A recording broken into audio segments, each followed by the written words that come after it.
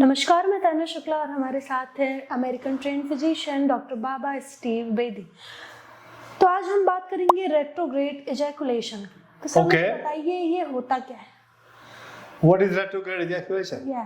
Retrograde ejaculation ऐसे है कि जैसे पेनिट्रेशन जब होती है तो उसके बाद वो क्या होती है, ejaculation होती है। ejaculation का होती कपल सेकंड में होती है। वो ejaculation उसको फील होती है। कई आदमियों की होती है कि ejaculation जो है बाहर आनी चाहिए, जैसे सीमन बाहर आना चाहिए, उसके अंदर वजाइना के अंदर जलना चाहिए। वो बाहर नहीं आती, वो अंदर ही रेट्रोग्रेड उसकी मतलब है कि वो वापस में ब्लैडर में वापस चली जाती है। क्यों चली जाती है? क्योंकि वो जो इंटरनल स्फिंक्टर है ब्लैडर का वो रिलैक्स्ड है। तो उसकी क्या होती है कि जो एजैकुलेशन है इस जो आगे से निकल रही है, पीछे से निकल रही है, अपने ब्लैडर के अंदर निकल रही है, उसको कहते हैं रेट्रोग्रेड एजैकुलेशन। वो कितनी कॉमन है? बहुत कॉमन है। Lot of people have that. Sir, normal ejaculation और रेट्रोग्रेड इजैकुलेशन में क्या डिफरेंस है? एक जो नॉर्मल इजैकुलेशन है वो तो सामने से निकलेगी, वो फील होगा आपको कि आपकी इजैकुलेशन आगे निकली है।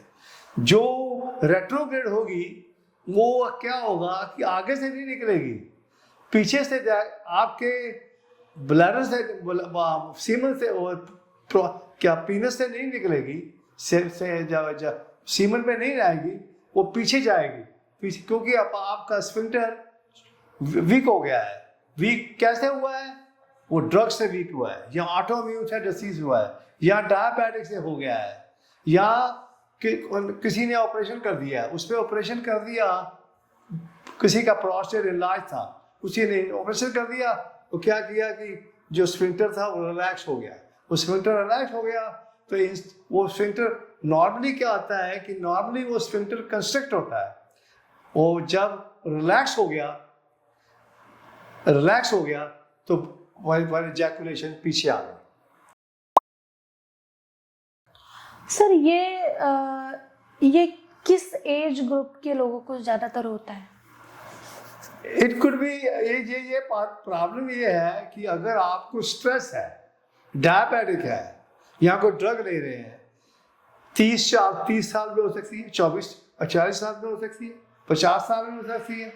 अब जिसका 50 साल के बाद में है, जिसका प्रोस्टेट बड़ा था, यूरिन ठीक नहीं आ रहा था, उसकी प्रोस्टेटेक्टमी कर दी, वो कंडीशन है, वो सारी कंडीशन है। वो प्रोस्टेटेक्टमी जो कर दी जबकि तो क्या हो गया कि इंटरनल स्फिंक्टर रिलैक्स हो गया। इंटरनल स्फिंक्टर रिलैक्स हो गया तो एजैकुलेशन सामने से आनी थी, वो पीछे ब्लैडर में आ रही है, उसको कहते हैं रेट्रोग्रेड एजैकुलेशन। ये सिर्फ उन्हीं लोगों में होता है जिन्होंने अपनी सर्जरी कराई होती है? नॉर्मल केस में भी हो सकता है?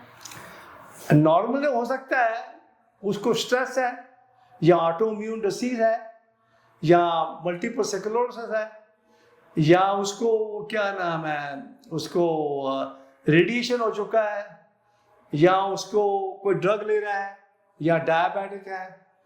उससे क्या होगा, स्फिंक्टर रिलैक्स हो जाएगा। रिलैक्स होगा तो क्या होगा, जो सीमन है इंस्टेड ऑफ फ्रंट में निकलना है वो बैक में निकलेगा, उसको कहते हैं रेट्रोग्रेड एजैकुलेशन।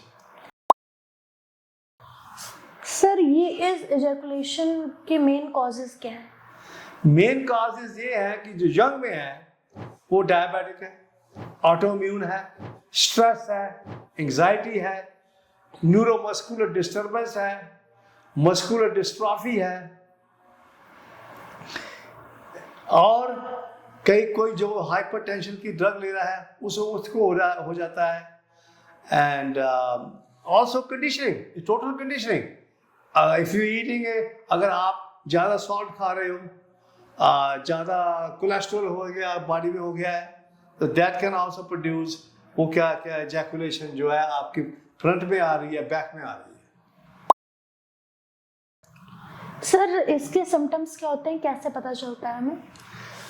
अब जो आदमी है, जब वो इरेक्शन हो गया, पेनिट्रेशन हो गया, अब वो डिस्चार्ज कर रहा है, जब डिस्चार्ज कर रहा है उसको फील होता है कि आगे से निकल रहा है, that is the front ejaculation.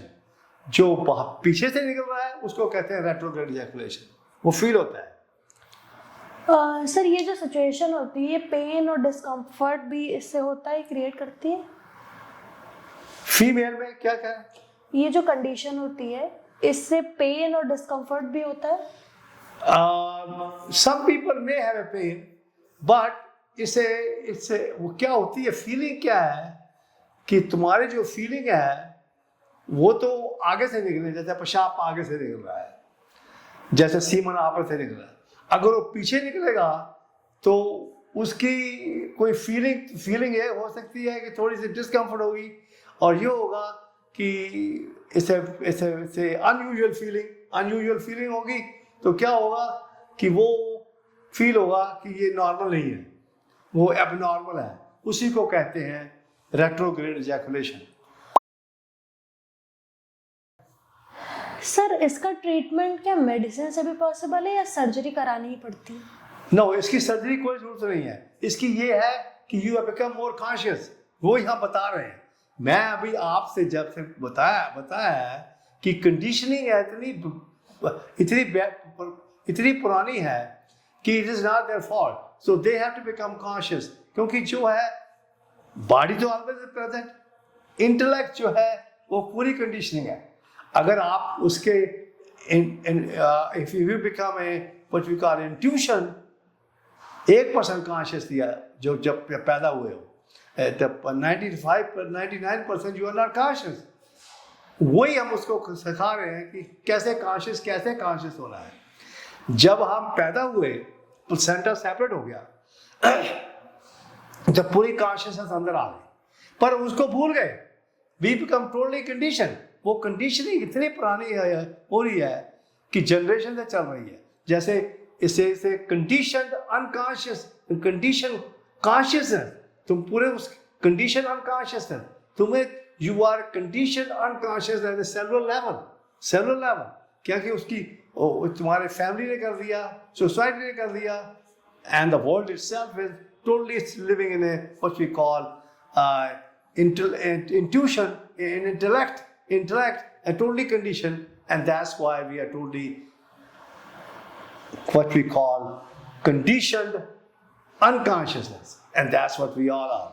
But we will do the treatment. अब हम उसको सिखाएंगे कि कैसे intuition conscious कैसे होना है, और जब more conscious होते जाएंगे you will become better and better, and that's आपकी स्ट्रेस कम हो जाएगी, आपकी एंजाइटी कम हो जाएगी। You can live 100 years and you will happy. And यही हम सबकी ख्वाहिश है कि सबको हम खुश रखें, सबको प्यार करें, and everybody should be happy and healthy. यही है हमारी रेट्रोग्रेड इजैकुलेशन, ताकि हम हर एक को ठीक कर सकें, वो अपने आप को पूरा ठीक कर सकें, ताकि वो अपनी सेहत को अच्छी रखें, ताकि जो फील कर रहा है इजैकुलेशन फ्रंट में आ रही है वो नॉर्मल हो। वो हम सबको प्यार करते हैं। I love everybody. सर इस कंडीशन से फर्टिलिटी पे भी इफेक्ट पड़ता है? अगर वो कोई जो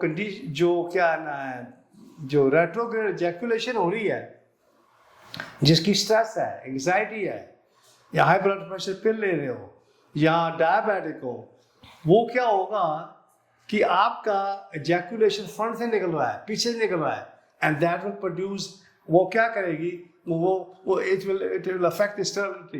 वो जाएगा नहीं अंदर, जब उसके डिस्चार्ज नहीं होगा तो फर्टिलिटी होगी। That is you are right 100% कि रेट्रोग्रेड इजैकुलेशन जैसे भी वो कंडीशनिंग से हो रही है, वो उससे फर्टिलिटी को अफेक्ट करेगा। सर आजकल इस डिजीज के बारे में लोग ओपनली बात क्यों नहीं करते?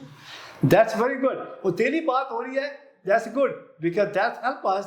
क्योंकि उससे क्या है कि we can make person conscious. वो उसका इलाज यही है कि we have to become totally intuition. वो ज़्यादा कॉन्शियस होगी। जितना ज़्यादा कॉन्शियस हो जाओगे आपकी इजैकुलेशन फ्रंट में आएगी।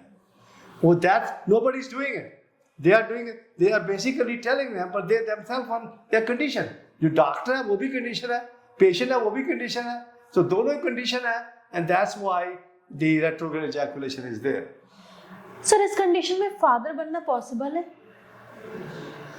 और अगर तो वो मतलब कि समझ जाए कि वो उसकी फर्टिलाइजेशन जो है वो रेट्रोग्रेड से हो रही है, अगर वो कॉन्शियस हो जाए, जैसे हमारे पास आए, हम उसको पूरा कॉन्शियस कर देंगे 4-5 हफ्ते में या 3 maximum 3 months he will be conscious. वो कॉन्शियस हो जाएगा, उसकी वाइफ भी कॉन्शियस हो जाएगी, वो दोनों कॉन्शियस हो जाएंगे, तो then the ejaculation in the front and naturally वो स्टरलाइजेशन में हेल्प करेगा। सर आप उन लोग को क्या मैसेज देना चाहेंगे जो इस प्रॉब्लम से भी सफर कर रहे हैं? वी विल उसको यही कहेंगे कि हमारे पास आओ, हम उसको कंसल्टेशन देंगे, उसको उसके हस्बैंड वाइफ को दोनों को कंसल्टेशन देंगे, पता करेंगे क्या हो रहा है, किससे कैसे हो रहा है, वाई दे किस हिसाब से कैसे हो रहा है, रेट्रोग्रेड इजैकुलेशन कैसे हो रहा है। उसको the best way to do it is that we have to उसको दिखाना समझाना पड़ेगा कि body is always the present, intellect is totally conditioned, you are totally conditioned, that's why the stress है। और बाकी जो है इंट्यूशन उसकी कॉन्शियसनेस बढ़ती जाएगी, बढ़ाएंगे, उसको समझाएंगे कि कॉन्शियस कैसे बढ़ाना है, वो बढ़ेगा, ऐसे वो बढ़ेगा। अगर बढ़ेगा तो naturally he will be more healthy, she will be more healthy and they both will be healthy. यही हमारी प्रार्थना है। तो हमारे पास आए, लुलु मॉल के पास हमारी जगह है, हम उनको समझाएंगे कैसे मोर कॉन्शियस होना है, and they can live A happy life.